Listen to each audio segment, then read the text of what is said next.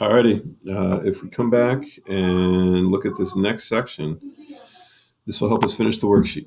So the last one says a conducting metal bar is being pulled to the right by force F and is sliding to the right on top of conducting wires in a magnetic field, which is pointed into the page. Correctly determine the direction of the induced current and indicate the direction on the diagram. So if we go to the worksheet here, what we're looking at is a magnetic field pointed into the page, and this bar can slide. If we look at it like if we make our own little bar here. So as we slide the bar, here, let me make this thing solid. There we go. So look, as we slide the bar this way, we're creating more and more area here. So this is an example where the magnetic field is constant, but the area is changing. And as we slide the bar this way, the area is increasing. And so that means if we're increasing the area, we're increasing the flux. So there is more and more flux going down in through this loop.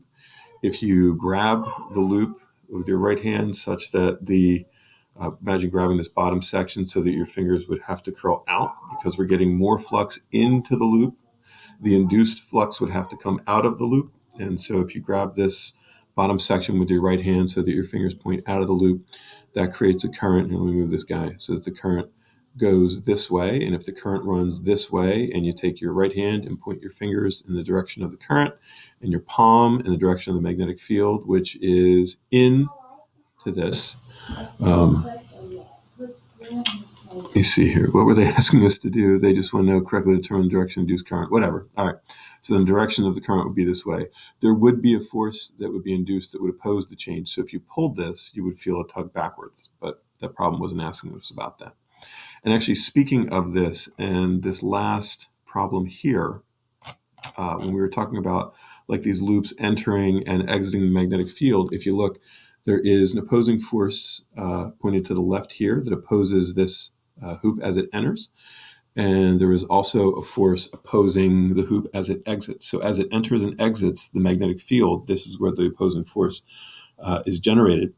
And this is actually used in those triple beam balances that you use all the time in science classes. And the next time you're there, which hopefully will be this year at some point, but the next time you're there, if you watch the, not the end with a silver plate, but the other end it slides up and down between two pieces of plastic. And also attached to the end is like a little metal wing that slides up and down. And there are magnets within that end in the plastic portion.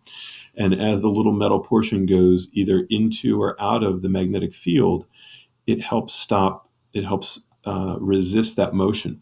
So what that does then is that it helps it not be so teeter-tottery. I know sometimes they're difficult to balance and everything because it takes them a while to wiggle and get to the right spot, but they'd be even more difficult without this. And this is called magnetic dampening. And the magnetic dampening is what makes it easier for those balances to end up finally in their at rest position. So let's see. The next thing, no, skip it. If we were in class, I'd do it. But for this, if you want to do it, do it. If you don't, don't. I think it's a checkpoint in the book. You can find it. Let's see. This next one, if we look at this, is this the one I want? All right. I'm excited for this one. This is going to be a big one, but we'll save that for another time. See y'all soon.